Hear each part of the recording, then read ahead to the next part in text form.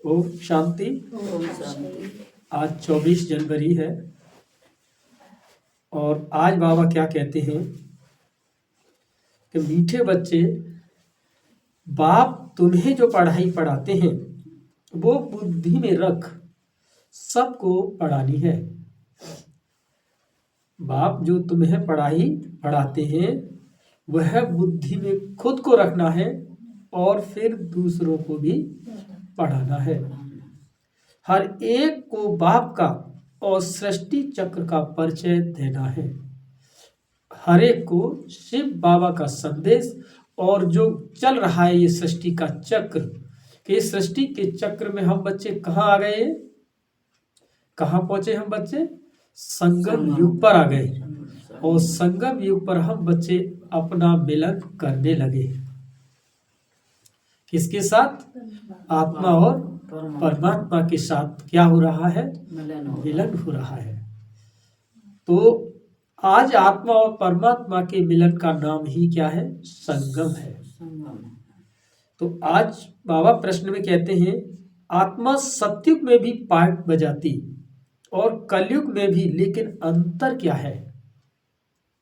तुम्हारा जन्म सतयुग में भी होगा, आपका जन्म कलयुग में भी होगा, लेकिन दोनों में अंतर क्या है?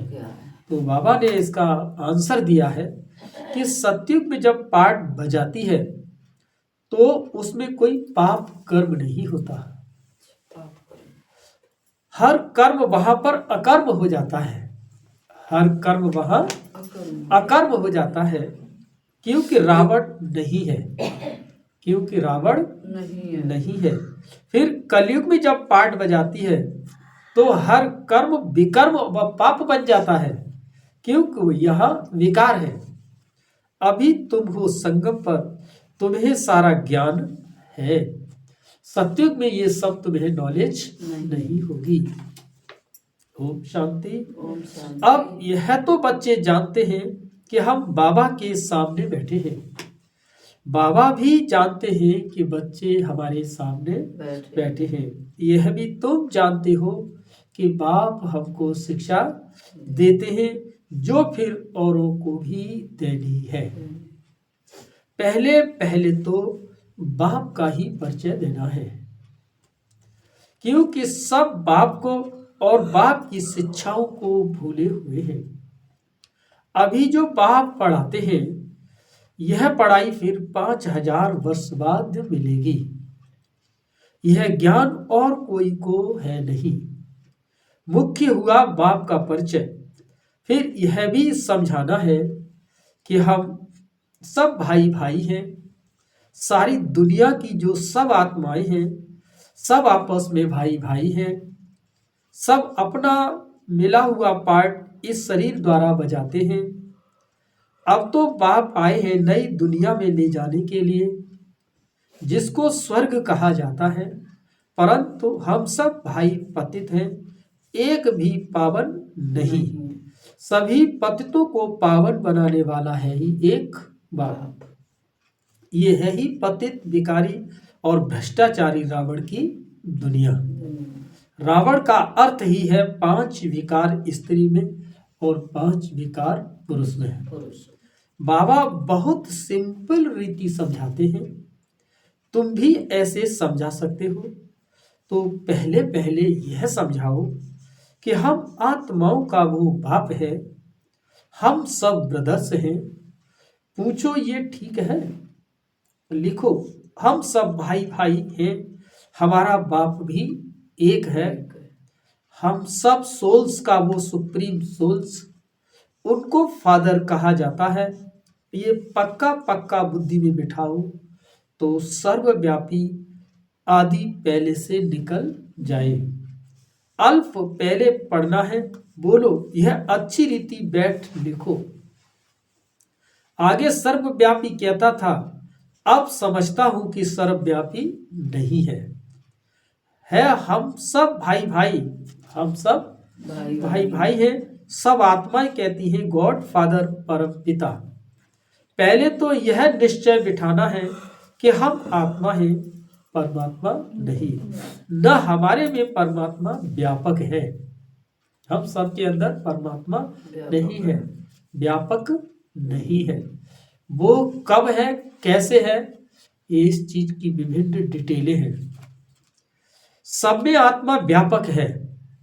आत्मा शरीर के आधार से पार्ट बजाती है, ये पक्का कराओ। अच्छा, फिर वह बाप सृष्टि के आदि मध्य अंत का ज्ञान भी सुनाते हैं। और कोई तो कोई भी जानते नहीं कि इस सृष्टि चक्र की एज कितनी है। बाप ही टीचर के रूप में बैठ समझाते हैं। लाखों वर्ष की तो बात ही नहीं, ये चक्र अनादि एक्यूरेट बनाया है, इसको जानना पड़े। सत्य को त्रेता पास्ट हुए नोट करो। उसको कहा जाता है स्वर्ग और सेमी स्वर्ग। जहां देवी देवताओं का राज्य चलता है, वो 16 कला और वो 14 कला, और धीरे धीरे कलाएं जब कम होती जाती हैं, दुनिया पुरानी तो जरूर होगी ना। सत्युग का प्रभाव बहुत भारी है। नाम ही है स्वर्ग, हेवन और नई दुनिया। उसकी ही महिमा करनी है। नई दुनिया में है ही एक आदि सनातन देवी देवता धर्म। पहले बाप का परिचय, फिर चक्र का परिचय दिया जाता है। चित्र भी तुम्हारे पास है निश्चय कराने के लिए। ये सृष्टि का चक्र फिरता रहता है। सतयुग में लक्ष्मी नारायण का राज्य था, त्रेता में राम सीता का। ये हुआ आधा कल्प, 2 युग पास्ट हुए, फिर आता है द्वापर कलयुग। द्वापर में रावण का राज्य, देवता वाम मार्ग में चले जाते हैं तो बेकार की सिस्टम बन जाती है। सतयुग त्रेता में सब निर्विकारी रहते हैं। एक आदि सनातन देवी देवता धर्म रहता है। चित्र भी दिखाना है, ओरली भी समझाना है, मौखिक भी। ओरली का मतलब मौखिक। बाप हमको टीचर बन ऐसे पढ़ाते हैं। बाप अपना खुद परिचय ही आकर के देते हैं। खुद कहते हैं मैं आता हूं पतितों को पावन बनाने। तो मुझे शरीर जरूर चाहिए, नहीं तो बात कैसे करूं। मैं चैतन्य हूं, सत हूं और अमर हूं। आत्मा सतो रजो तमो में आती है। आत्मा ही पावन और पतित बनती है। इसीलिए कहा जाता है पतित आत्मा और पावन आत्मा। आत्मा में ही सब संस्कार है। पास्ट के कर्म व विकर्म का संस्कार आत्मा ले आती है। सतयुग में विकर्म होता ही नहीं। कर्म करते हैं, पाठ बजाते हैं, परंतु वह कर्म कर्म हो जाता है। गीता में भी अक्षर है, अभी तुम प्रैक्टिकल में समझ रहे हो। जानते हो बाबा आया हुआ है पुरानी दुनिया को बदलने, नई दुनिया बनाने। जहां कर्म कर्म हो जाते हैं उसको ही सतयुग कहा जाता है। और फिर जहां सब कर्म विकर्म होते हैं उसको कलयुग कहा जाता है। तुम अभी हो संगम पर। बाबा दोनों तरफ की बात समझाते हैं। सतयुग त्रेता तो है पावन दुनिया, वहां कोई पाप होता नहीं। जब रावण राज्य शुरू होता है तब ही पाप होते हैं और वहां विकार का नाम नहीं होता। चित्र तो सामने है, राम राज्य और रावण राज्य। बाप समझाते हैं ये पढ़ाई है और बाप के सिवाय और कोई नहीं जानता। ये पढ़ाई तो तुम्हारी बुद्धि में रहनी चाहिए। बाप भी याद आता है, चक्र भी बुद्धि में आ जाता है। सेकंड में सब याद आ जाता है। वर्णन करने में देरी नहीं लगती। इनके 3 फाउंडेशन हैं। झाड़ ऐसा होता है, बीज और झाड़ सेकंड में याद आ जाएंगे। ये बीज फलाने झाड़ का है, ऐसे इनसे फल निकलता है। ये बेहद का मनुष्य सृष्टि रूपी झाड़ कैसे है, इनका राज तुम समझाते हो। बच्चों को सारा समझाया है। आधा कल्प डिनाइस्टी कैसे चलती है, फिर रावण राज्य होता है। तो जो सतयुग त्रेतावासी हैं वही द्वापरवासी बनते हैं। झाड़ वृद्धि को पाता रहता है। आधा कल्प के बाद रावण राज्य होता है और भिखारी बन जाते हैं। बाप से जो वर्षा मिला है वो आधा कल्प चला। नॉलेज सुनाकर वर्षा दिया वो प्रारब्ध भोगी, अर्थात सतयुग त्रेता में सुख पाया, उसको सुखधाम और सतयुग कहा जाता है। वहां दुख होता ही नहीं। कितनी सिंपल बातें हैं। एक को समझाते हो तो बहुतों को समझाते हो। तो ऐसा अटेंशन देना है, समझता है कि हाँ हाँ करता है, बोलो, नोट करते जाओ, कोई शंका है तो पूछना। जो बात कोई नहीं जानता वह हम समझाते हैं। तुम कुछ भी जानते नहीं हो, पूछेंगे फिर क्या। बाबा तो इस बेहद झाड़ का राज समझाते हैं। ये नॉलेज अभी तुम समझते हो कि बाप ने समझाया है कि तुम 84 के चक्र में कैसे आते हो। ये अच्छी रीति नोट करो, फिर इस पर विचार करना है। जैसे टीचर ऐसे निबंध देते हैं, फिर घर में जाकर के रिवाइज कर आते हैं। तुम अभी ये नॉलेज देते हो, फिर देखो क्या होता है। पूछते रहो, एक एक बात अच्छी रीति समझाओ। बाप टीचर का कर्तव्य समझाकर फिर गुरु का समझाओ।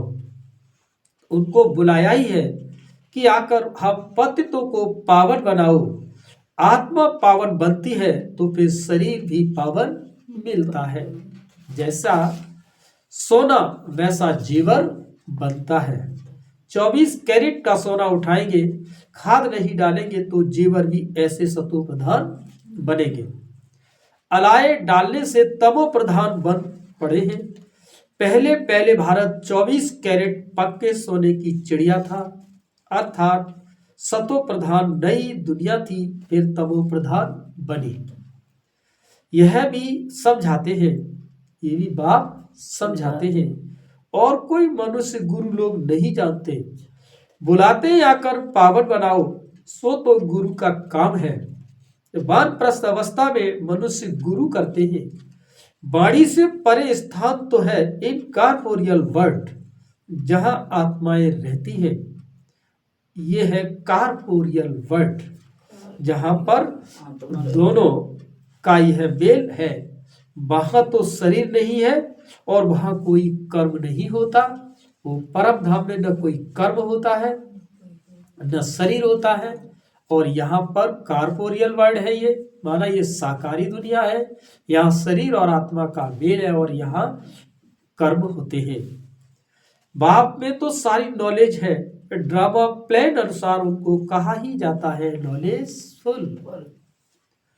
वो चैतन्य सच्चित आनंद स्वरूप होने के कारण उनको नॉलेजफुल कहा जाता है। बुलाते भी है, हे पतित पावन नॉलेजफुल शिव बाबा। उनका नाम सदैव शिव ही है।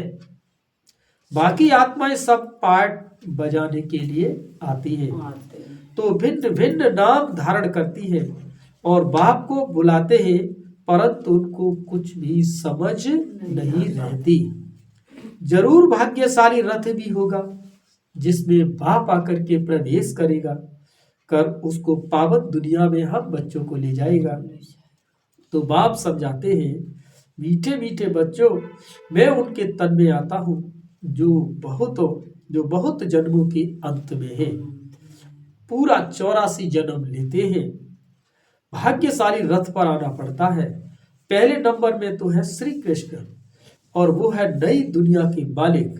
फिर वही नीचे उतरते हैं, गोल्डन से सिल्वर, कॉपर, आयरन एज में आकर पहले हैं। अभी तुम फिर आयरन से गोल्डन बन रहे हो। बाप कहते हैं, सिर्फ मुझ अपने बाप को याद करो। जिसमें प्रवेश किया है उसकी आत्मा में तो जरा भी नॉलेज नहीं थी। इनमें मैं प्रवेश करता हूं, इसलिए इनको भाग्यशाली रथ कहा जाता है। नहीं तो सबसे ऊंच तो ये लक्ष्मी नारायण है। इनमें प्रवेश करना चाहिए, परंतु उनमें परमात्मा प्रवेश नहीं करते, इसलिए उनको भाग्यशाली रथ नहीं कहा जाता। रथ में आकर पतितों को पावन बनाना है तो जरूर कलयुगी तमो प्रधान होगा ना। खुद कहते हैं मैं बहुत जन्मों के अंत में आता हूं। गीता में भी अक्षर एक्यूरेट है। गीता को ही सर्वशास्त्रमय श्रोमणी कहा जाता है। इस संगम युग पर ही बाप आकर के ब्राह्मण कुल और देवता कुल स्थापन करते हैं। बहुत जन्मों के अंत में अर्थात संगम युग पर ही बाप आते हैं और बाप कहते हैं मैं बीज रूप हूं। श्री कृष्ण तो सतयुग का रहवासी, उनको उसको दूसरी जगह तो कोई देख न सके। पुनर्जन्म में तो नाम रूप देश काल सब बदल जाता है। जब अगला जन्म होगा तो न माँ बाप लेकर के सब बदल जाते हैं। फीचर्स, चेहरे मोहरे बदल जाते हैं। पहले छोटा बच्चा सुंदर होता है, फिर बड़ा होता है, फिर वो शरीर दूसरा छोटा लेता है। ये बना बनाया ड्रामा का खेल है। ये ड्रामा के अंदर ये सब फिक्स है। दूसरा शरीर लिया तो उनको श्री कृष्ण नहीं कहेंगे, फिर उनको श्री कृष्ण नहीं कहेंगे। उस दूसरे शरीर पर नाम आदि फिर दूसरा पड़ेगा। समय, फीचर्स, तिथि, तारीख सब बदल जाता है। वर्ड की हिस्ट्री, ज्योग्राफी हूब रिपीट कहा जाता है। तो यह ड्रामा रिपीट होता रहता है। सतो रजो तमो में आना ही है। सृष्टि का नाम, युग का नाम सब बदलते रहते हैं। अभी यह है संगम युग। मैं आता ही हूं संगम पर। मैं तुमको सारी दुनिया की हिस्ट्री, ज्योग्राफी सत्य बताता हूं। आदि से लेकर अंत तक और कोई भी जानता ही नहीं। सत्य की आयु कितनी थी ये पता न होने के कारण लाखों वर्ष कह देते हैं। अभी तुम्हारी बुद्धि में सब बातें हैं। तुम्हारे अंदर में ये पक्का करना है कि बाप टीचर सतगुरु है, जो फिर सतो प्रधान बनने के लिए बहुत अच्छी युक्ति बताते हैं। गीता में भी देह सहित देह के सर्वधर्म छोड़ अपने को आत्मा समझो। वापिस अपने घर जरूर जाना है।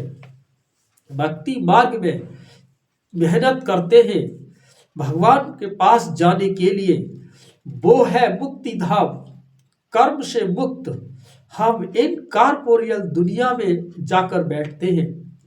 पाठधारी घर गया तो पाठ से मुक्त हुआ। सब चाहते हैं कि हम मुक्ति पाएं। मोक्ष तो किसी को मिल न सके। यह ड्रामा अनादि अविनाशी है। कोई कहे ये पाठ आने जाने का हमको पसंद नहीं, परंतु इसमें कुछ कर न सके। यह अनादि ड्रामा बना हुआ है। एक भी मोक्ष पा नहीं सकते। वो सब है अनेक प्रकार की मनुष्य मत, और यह है श्रीमत श्रेष्ठ बनाने के लिए।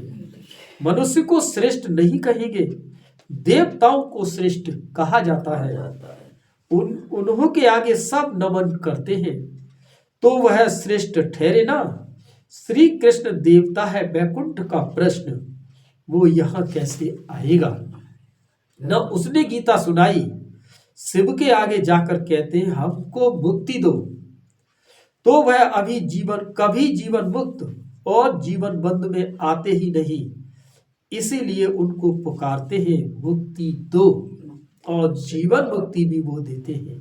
अच्छा, मीठे मीठे सिकी लदे बच्चों प्रति माता पिता बाप दादा का याद प्यार और गुड मॉर्निंग। रूहानी बाप की रूहानी बच्चों को नमस्ते। हम सभी रूहानी बच्चों की रूहानी माता पिता बाप दादा को याद प्यार और गुड मॉर्निंग। नमस्ते नमस्ते नमस्ते। शुक्रिया बाबा, शुक्रिया। सभी लोग जोर से बोला करो। धारणा के लिए मुख्य सार है। पहला पॉइंट, हम सब आत्मा रूप में भाई भाई है। यह पाठ पक्का करना और कराना है। अपने संस्कारों को याद से संपूर्ण पावन बनाना है। दूसरा, 24 कैरेट सच्चा सोना तमो प्रधान बनने के लिए कर्म अकर्म विकर्म की गुही गति को बुद्धि में रख अब कोई भी विकर्म नहीं करना। आज का वरदान है कि घबराने की डांस छोड़, घबराने की डांस छोड़, सदा खुशी की डांस करने वाले, सदा खुशी का डांस करने वाले, मास्टर नॉलेजफुल भव, मास्टर नॉलेजफुल भव। बाबा क्या कहते हैं? घबराने की डांस मत करो। अब तो बाबा मिला तो सब कुछ मिला, जन्म मरण का ज्ञान मिला, जन्म मरण का ज्ञान मिला, संस्कारों की गुही गति मिली, भाग्य लिखने की विधि मिली, भाग्य लिखने की कलम भी मिली, समय को सफल करना सीख लिया, व्यर्थ से मुक्त हो गए। तो घबराने की डांस को अब छोड़ दो। अब खुशी की डांस करो कि हमें वो फरिश्ता बना करके हमें अपने साथ लेके जाएंगे। जो बच्चे मास्टर नॉलेजफुल हैं वो कभी घबराने की डांस नहीं करते। सेकंड में सीढ़ी नीचे, सेकंड में ऊपर, यह अब संस्कार चेंज करो तो बहुत फास्ट जाएंगे। सिर्फ मिली हुई ऑथोरिटी को, नॉलेज को, परिवार के सहयोग को यूज करो। बाप के हाथ में हाथ देकर चलते रहो तो खुशी की डांस करते रहेंगे। घबराने की डांस हो नहीं सकती, लेकिन जब माया का हाथ पकड़ लेते हो तो वो डांस होती है, घबराने की डांस होने लगती है। स्लोगन है, जिनका संकल्प और कर्म महान है वही मास्टर सर्वशक्तिवान है। अव्यक्त इशारे हैं। इस अव्यक्त मास में बंधन मुक्त रहे, जीवन मुक्त स्थिति का अनुभव करो। किस तरह से अनुभव करो? मास्टर त्रिकालदर्शी बनकर हर कर्म हर संकल्प करो, वहां वचन बोलो तो कोई भी कर्म व्यर्थ व अनर्थ वाला नहीं हो सकता। त्रिकालदर्शी अर्थात साक्षीपन की स्थिति में स्थित होकर इन कर्मेंद्रियों द्वारा कर्म करेंगे तो कर्म के वशीभूत नहीं होंगे। सदा कर्म और कर्म बंधनों से मुक्त बन अपनी ऊंची स्टेज को प्राप्त कर लेंगे। अच्छा, ओम शांति। ये थे आज बाबा के महावाक्य।